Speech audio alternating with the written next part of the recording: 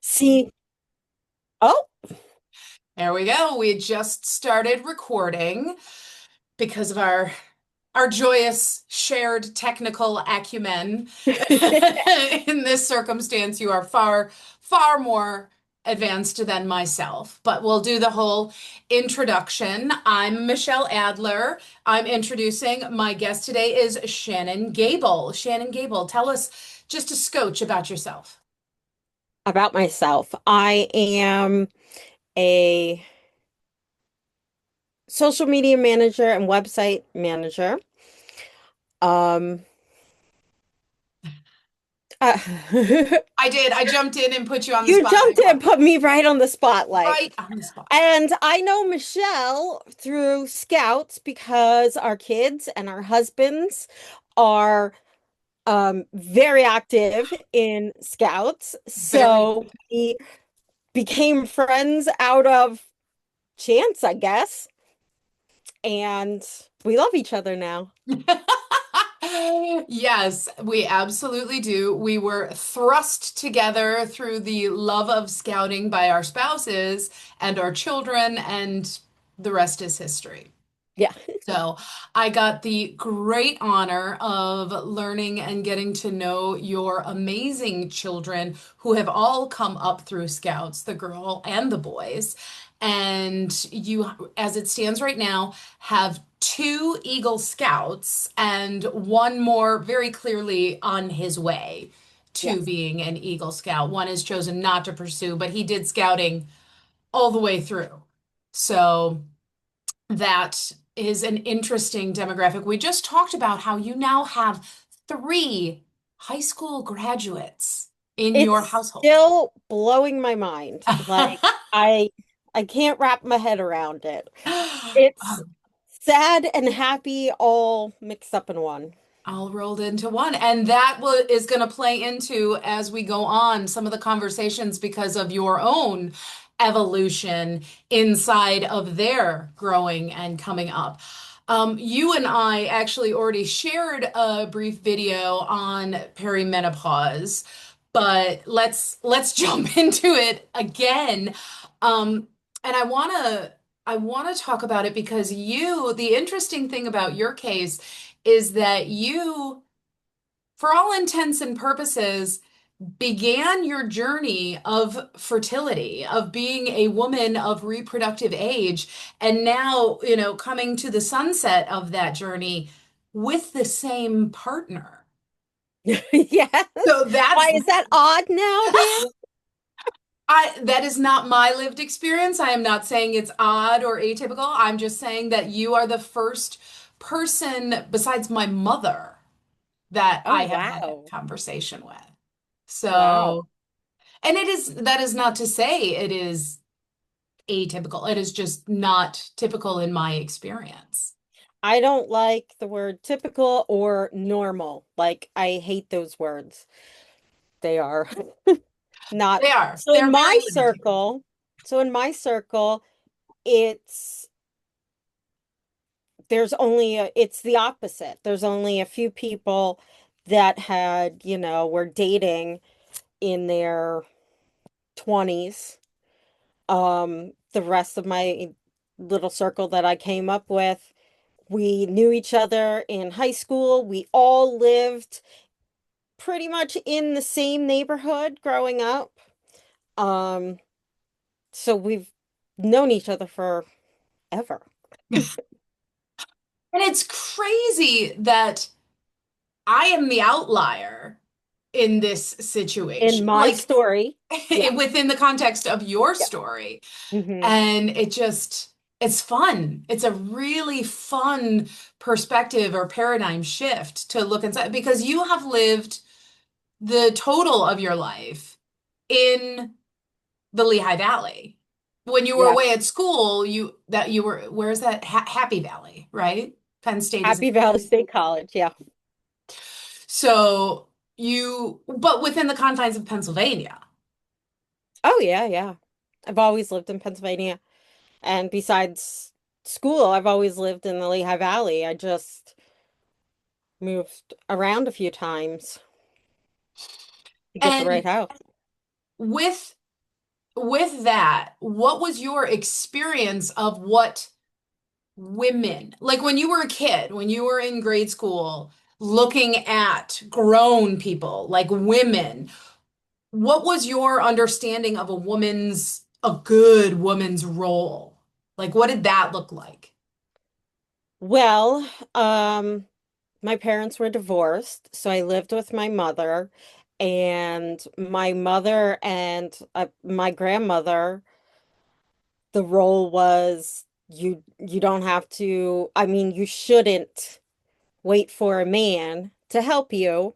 So I was raised by pretty strong women to tell you, you just have to do everything for yourself. Not have to, but you know what I mean. That You don't have to rely on someone you don't else. have to rely on someone else. That How you should be able to do all the things a man can do. Oh, I like that framing. You should be able to. So, like, is it fair to say when you learned how to drive, knowing how to check your oil, change the tire, those things were things that was reinforced for you as well? Um, yes, I mean, I know how to change the tire. I have never actually done it. Like, I know how the oil gets changed. I've never actually done that. But I do understand, like, the stuff about a car. And when you take it into the garage, talking to men who don't think you know anything about cars, I do. My grandfather was a mechanic and had a dealership and a garage, and so the family kind of knows cars a bit better, and people are surprised. But yeah, So no, you were not as excited then as I was. There is a She-Canic garage outside of Philly that is all women run. Have you heard about this? no, It that's is awesome. all women run, all female mechanics, and brilliantly attached is a blow dry nail bar where you can go and get services while your car's getting worked on. Now, that is amazing. Oh That yeah. is amazing. And what I love, she wrote a book and I'm so sorry, this is your interview, but I just want to, Doesn't matter. This is what happens with us, right? it does, tangential, ADHD. Yep, Um, yep. but she trains young women who may not have a lot of educational options. Yeah. And, like if they want to go to be a licensed mechanic, there's scholarships, she can give them apprenticeships at the Wow. shops. Like it's very, very cool. That is very cool. So I want to pivot back though, because I don't want to Yes, get yes. too lost in the weeds. Uh, let's talk about can and you tell me if the questions you do not want, because I'm going to put it on the YouTube channel. So, what was it an intentional decision to enter the parenthood space? Let's start there. Well, I was 21 and it was a surprise, but it was a good surprise. We have been together um since I was 15, he was 17. So you had already So, been together for 6 years. yeah.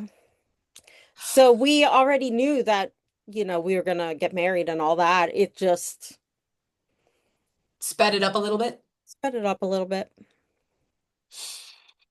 So, and then,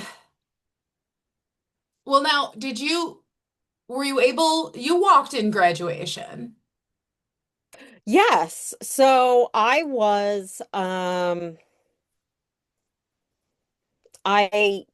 changed around my degree so that I could have something. So I have an associate, but was able to take classes to finish up locally after AJ was born.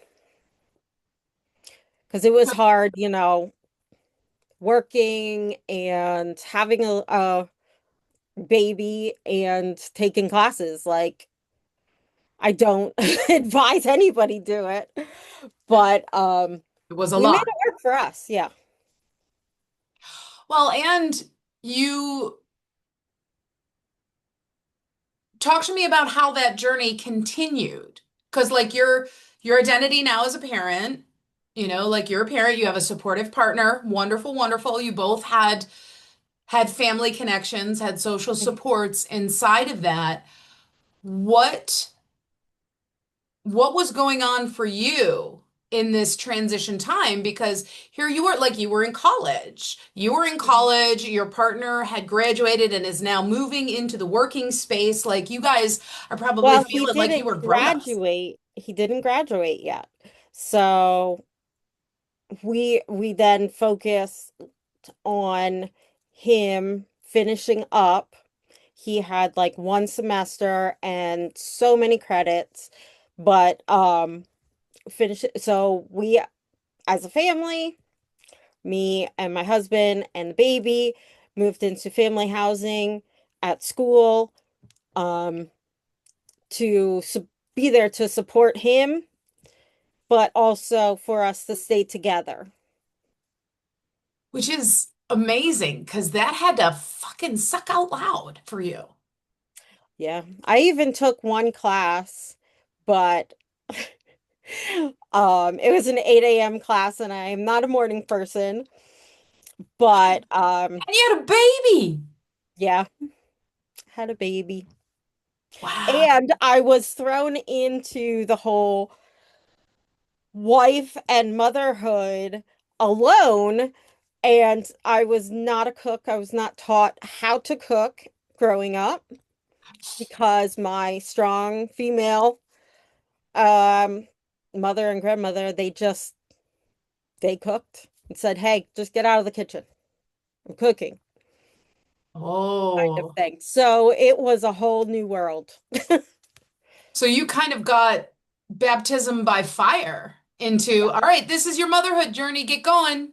Yeah, and it was interesting because my husband's mother, great cook, and so it was like he's just wanting me to cook and make these things, and I'm like, I don't know how to cook. Like, I know how to make pasta and put a frozen pizza in the oven, like that kind of stuff. Yeah, he's coming from, Donna Reed, June Yep. Cleaver kind of idyllic Cooking. mom situation into, yeah, I don't know.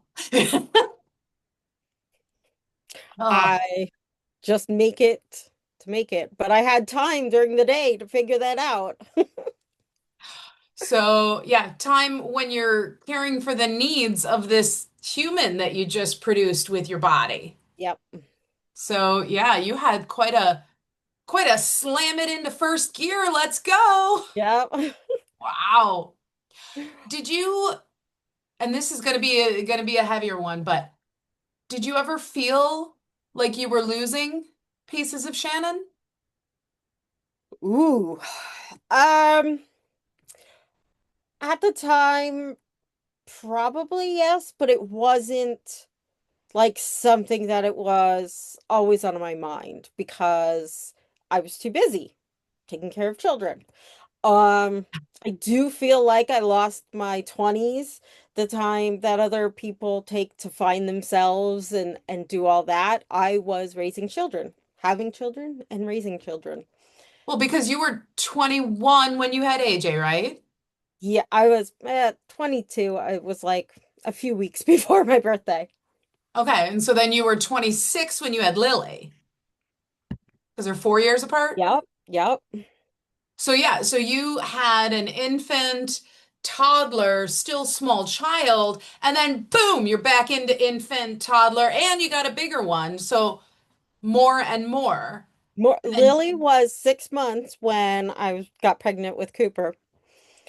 So I had back to back. And then it was right before my 30th birthday that I had Evan, and I was like, I'm done. I'm done, done, done, done, done. Was And that Evan, actually was my goal, 4 kids before I was 30.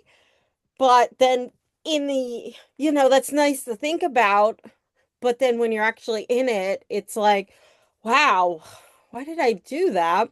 But on the other side, we love that we're younger parents, where a lot of our kids' friends' parents are older. We're the young. it's okay. It's okay. It was very funny sitting at Cooper's graduation party, looking around like, yup, cover up. Glad I died out the grays. Oh, you weren't like the oldest by far. All Because right. then because it's like you have friends through your oldest child, and then you have friends through your youngest child, and the age difference and the like someone's oldest kid like might be much older and you met them when their last kid, their youngest child. So yeah, it's It's interesting. funny. When Once when I was in the Finger Lakes, I my niece and nephew were running around. This is years and years ago. And they made a friend at the park, very cool. And as the kids are all, it's time to go, the park is shutting down, and the parents are waiting at the cars. Um, the little girl that's walking with my nephew, they're talking, and so her parent comes over and let's call her Jane. I was like, "Oh, Jane, is this your grown up?" And she's like, "This is my mom." And in my head, I was like, "This has got to be her grandmother." Because she was all gray, all Yeah. gray, lots of crow's feet, laugh lines, all of that. And she's like, "Hello, let's call her Catherine." She's like, "Hi, I'm Catherine. I'm Jane's mom." And I was like, "Oh, Eric is my nephew. It's so nice to meet you." She's like, "Yeah, Jane is my last egg." Wow. Well, she was right out with it. She's like, "Yeah, I thought I was in menopause. Turns out I was pregnant at 50."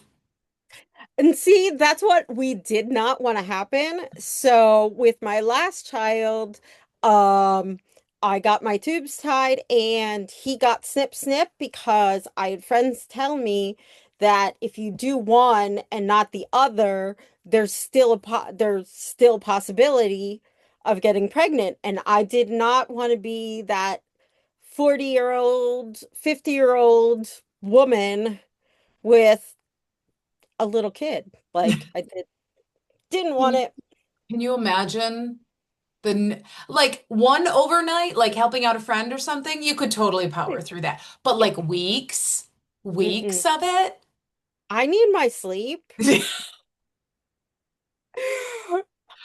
Oh, so as you transitioned, because you were in transition for a long, to be fair, you're still in transition because Evan is still in high school.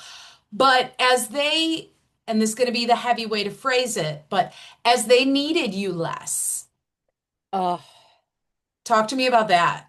well, it was sad. Like, and the past, I would say 2 years, I've been trying to kind of find myself and find my happy because um them turning into grown-ups and leaving the house was sad for me, and I didn't know who I was without being a mother. Like, who am I? Mm. What am I good at? What are my um so going back into I also my other job for 10 years was coming to an end, so I was looking for work and I was able to look for full time, which I have never, well, not never, but I haven't had a full-time job since before kids. Well, yeah. Um, but trying to do your resume and get ready, prep for interviews where they're asking you what are your best qualities and worst quality. It's like, I have no idea. I don't know. So yeah, it's really been trying to find myself again, which I haven't been without children since I was 21 years old. And when you look at what your identity looks like, what, as you are, for all intents and purposes, rebuilding who Mhm. Shannon is, do you like her? Ooh, that's a good question. So I've gotten to a point where, yes, I do like myself now. Going back, how I was, things that used to bother me, or, um, I used to keep stuff in a lot more. And now I feel, as you know, I can be a little blunt, but I care less about what people think about me, and all those little details that don't really matter. Like, you think about what's the saying? Will you care about it in 5 years? Hmm. Nope. Somebody doesn't text me back. Okay, it's frustrating, but I'm not gonna get, oh my gosh, do they like me? Like, what are they thinking about me? What is it, because I texted them something that upset them? Like, getting all in your head about every little thing. I'm like, no, I'm good. So taking back control of your emotional state, holding on, you being in control of your emotional regulation. Yes. Which is something I never really had. So That's it's pretty powerful. it's pretty powerful, yeah. And then Okay. the people like my husband, who have seen me through my whole adulthood, basically, like trying to get his perspective on me about like how I'm going to react to a situation or something, is not the same. So it's like I have to kind of program him to know, like, it's okay to do or say whatever.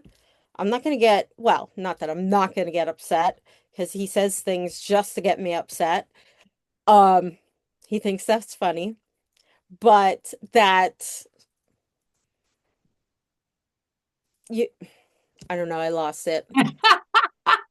But being with someone who has known several different evolutions of who you are, do you feel like as you are growing and changing and evolving, are you getting pushback?